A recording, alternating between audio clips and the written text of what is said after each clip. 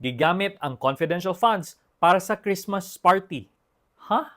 Sa nagpadayon nga impeachment trial ni Vice President Sara Duterte, gipakita sa prosecution team ni adtong August 11 ang listahan sa mga aktibidad sa Office of the Vice President kung asa nila gigamit ang ilahang mga confidential funds.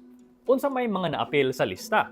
Christmas activity in Happy Land Tondo, Partners Appreciation Night in Mandaluyong City, tree planting activity sa Leyte, mga pasasalamat events ug uban pa.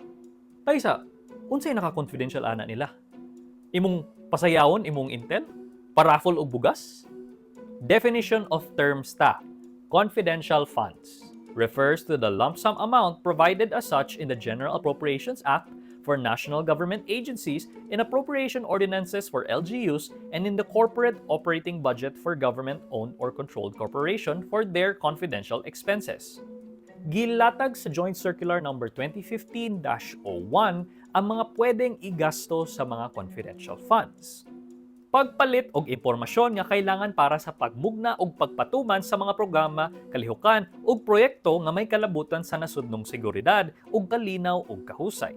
Pag-abang og sakyanan nga may kalabutan sa mga kalihukan nga kompidensyal. Mga abang og mga dugang nga mga gasto nga adunay kalabutan sa maintenance sa mga safe house. Pagpalit o pag-abang sa mga supplies, materials ug equipment alang sa mga operasyong kompidensyal nga dili mahimo pinaagi sa naandang mga pamaagi nga dili mabutang sa peligro ang information gathering activity.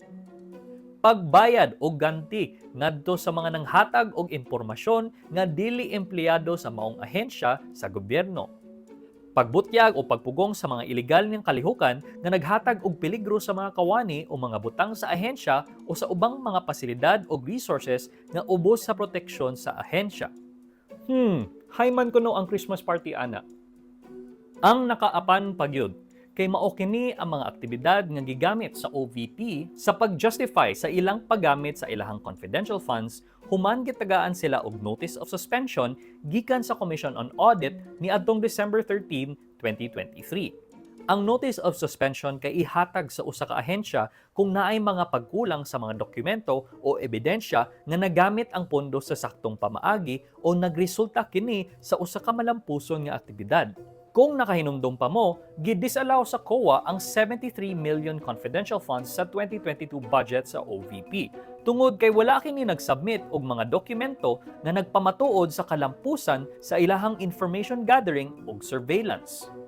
Ang nakakuyaw pagyud sa gibuhat sa OVP kay naglista sila og mga aktibidad nga naggamit og confidential funds pero wala pa nila ma-encash o makuha ang physical nga kwarta. December 20, 2022 nila napaproseso ang kwarta sa confidential funds. Pero ang ilahang mga aktibidad niadto pang December 13 to 19, 2022. Unsa na?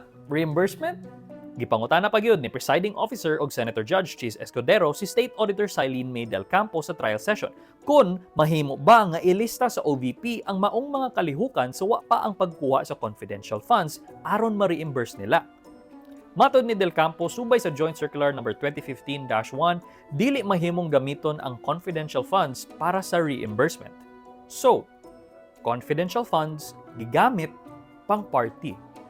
Samtang daghan kay mga Pinoy karon nangalunod na tungod sa mga baha, giusik-usik ang atong buwis pang Christmas party.